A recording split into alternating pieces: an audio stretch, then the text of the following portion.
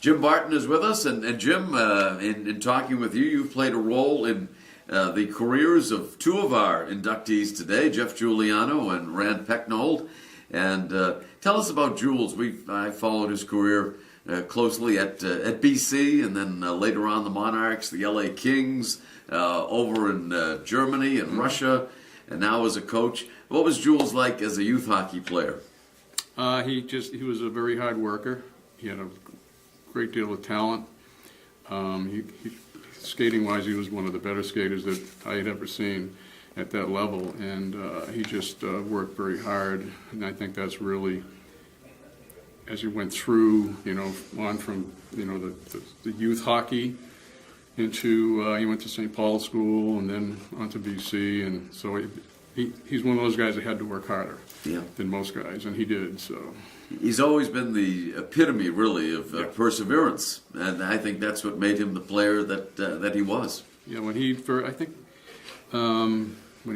went to the Monarch, I think he went to the Reading Royals first. Yes, that was his first pro team. Yeah. And I don't believe he was drafted. No, he was not. And so he, but didn't last long down in Reading. They saw what he could do, and it's tough when you're not drafted and you're trying to get into an organization that has all signed players. Yep. So when you go to camp, there's a problem for place for you. So exactly. But Jeff went down, did his short time, and came back, and the rest is kind of history. Did a great job. So. Made his impact. He did. That's for sure. As you said, did, only played 30 or so games in Reading before parts of 6 seasons with the Manchester Monarchs, and certainly one of the best and certainly one of the most popular players in Monarchs history. Yes, he was, yeah, without question.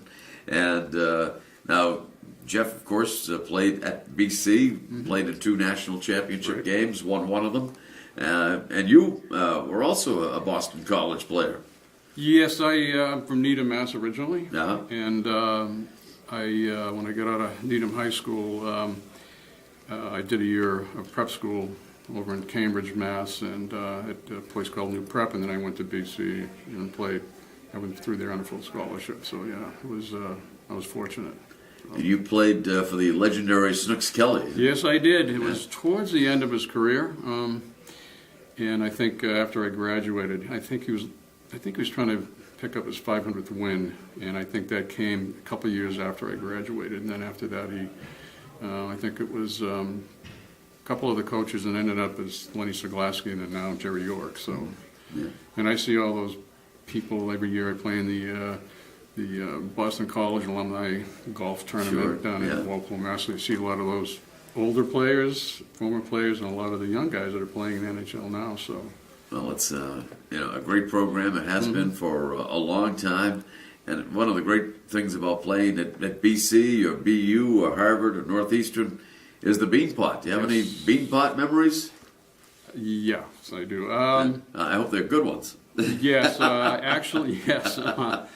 I was fortunate. I played in a couple of Beanpots. The one my junior year, we ended up losing to BU, but I ended up bragging a little bit. I guess I set a record for most saves in a game. Nice. Oh, wow. How many?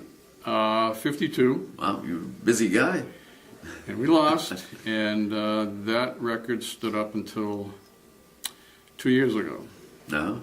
Wow. So I think it stood up for 45 years. Saw a lot of rubber that night. Yeah, and then the guy who broke it it took 5 periods for him to break the record. It was a goaltender for Harvard. Yeah. So anyway, it was, I was lucky to play in the Boston Garden. The old Garden. Yeah. The old Garden. Yeah. In high school, the state tournaments. So, and then we get to BC, and a lot of the guys that had never been in there were kind of at awe of the Garden, but I was lucky enough to have played there before, so it wasn't a huge transition for me, but it was good. So, well, Jim, glad you could be with us today for the induction ceremony. I'm very honored to be here to see Jeff, and I just talked with Rand, and that was interesting. Didn't recognize me, of course, but that's okay. But I've been following his career, and he's done a great job down there. So.